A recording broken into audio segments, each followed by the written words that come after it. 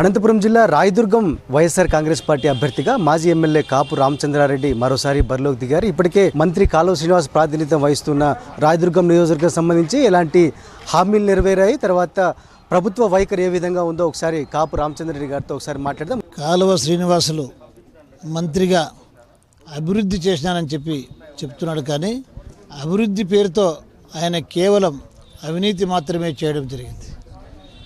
అటు మంత్రి అయినప్పటి నుంచి కూడా, లేదా అంతకుముందు చీఫ్ విప్ అయినప్పటి నుంచి కూడా ఆయన అవినీతి తెరలేపారు. ఇసుక మాఫియా, మట్టి మాఫియా, కమిషన్లు, కాంట్రాక్టర్లు దరిదాపు 500 నుంచి 600 కోట్ల రూపాయలు అవినీతికి పాల్పడినట్టుగా ఓపెన్గా కనబడుతూ ఉంది. ఇంకొక వైపు అభివృద్ధి అని చెప్తా ఉన్నాడు. చెప్పిన మాట ప్రకారంగా ఏది కూడా సాధించలేదు. ఇక్కడ బీటీపీకి నీళ్లు తెస్తున్నామని చెప్పి 963 కోట్లు మంజూరైందని చెప్పినారు, కానీ భూసేకరణకు నోటిఫికేషన్ కూడా ఇంతవరకు ఇవ్వలేదు. కళ్యాణ మంటపాలు అని చెప్పి, అదేవిధంగా కమ్యూనిటీ హాల్ అని చెప్పి అన్ని శంకుస్థాపనలు చేసినారు. ఏ ఒక్కదానికి కూడా నిధులు మంజూరు చేయలేదు, నిధులు విడుదల కాలేదు. కాబట్టి ఆయన అవి ఈ ఏమైతే శంకుస్థాపనకు శిలాఫలకాలు వేసినారో అవి టీడీపీ పార్టీకి సమాధి రాళ్ళు కాబోతున్నాయి రాబోయే రోజులలో. కాబట్టి ఈయన చంద్రబాబు నాయుడు ఎంత అబద్ధాలు చెప్తారో సేర్ అంటే సవాసేర్ అనేలాగా చంద్రబాబు నాయుడుని మించిన అబద్ధాల కోరుగా ఈ కాలువ శ్రీనివాసులు రాయదుర్గం ప్రజలకు బాగా పరిచయం అయిపోవడం జరిగింది. కాలువ శ్రీనివాసుల్ని రాయదుర్గం ప్రజలు పేపర్ పులి అంటారు.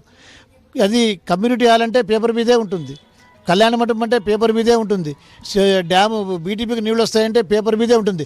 ఆయన ఏమి చెప్పినా కూడా ఇంతవరకు అది పేపర్ మీదే ఉంటుంది, కానీ భూమి మీద అయితే అది ఉండడం లేదనమాట.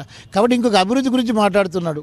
ఈ అనంతపురం జిల్లాలోనే కాదు, రాష్ట్రంలోనే కాదు, అన్ని దగ్గర కూడా ఈ రోడ్లు వెడల్పు కార్యక్రమం లాంటివి అన్ని దగ్గర కూడా జరిగినాయి. వేరే నియోజకవర్గాల కన్నా రాయదుర్గానికి తక్కువ వచ్చినాయి, కానీ అంతకన్నా ఎక్కువ రాలేదు.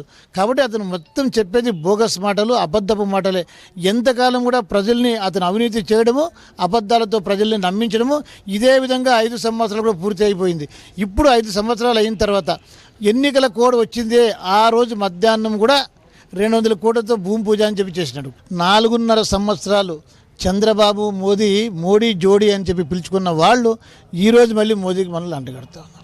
అదేవిధంగా కేసీఆర్తో పొత్తుకు అక్కడ హరికృష్ణ శవం సాక్షిగా పొత్తుకు ప్రయత్నించి అతనే ప్రయత్నించేట్టు ఒప్పుకొని కేసీఆర్ పొత్తుకు ఒప్పుకోకపోతే మళ్ళీ మనకు అంటగడుతున్నాడు. కాబట్టి ఆయన చేస్తే సంసారము, వేరే వాళ్ళు చేస్తే వ్యభిచారం అనే లెక్కన ఆయన ప్రజల్ని తప్పుదారి పట్టిస్తూ ఉన్నాడు.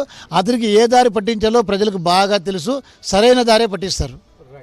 మొత్తం మీద ముఖ్యమంత్రి చంద్రబాబు అదేవిధంగా మంత్రులు ఇచ్చిన హామీల్లో ఏ ఒక్కటి నెరవేరలేదు. ముఖ్యంగా రాయదుర్గం కాన్స్టిట్యూన్సీకి సంబంధించి మంత్రి కాలువ శ్రీనివాస్ ఆయన అనుచరులు సుమారుగా 500 నుంచి 600 కోట్ల రూపాయల అవినీతికి పాల్పడ్డారని చాలా స్పష్టంగా మాజీ ఎమ్మెల్యే కాపు రామచంద్రారెడ్డి గారు చాలా స్పష్టంగా ఆరోపిస్తూ ఉన్నారు. వచ్చే ఎన్నికల్లో ఖచ్చితంగా గెలుస్తామన్న ధీమాను వ్యక్తం చేస్తున్నారు. వీడియో రమాకాంత్ వచ్చి శివారెడ్డి, సాక్షి న్యూస్, అనంతపురం జిల్లా.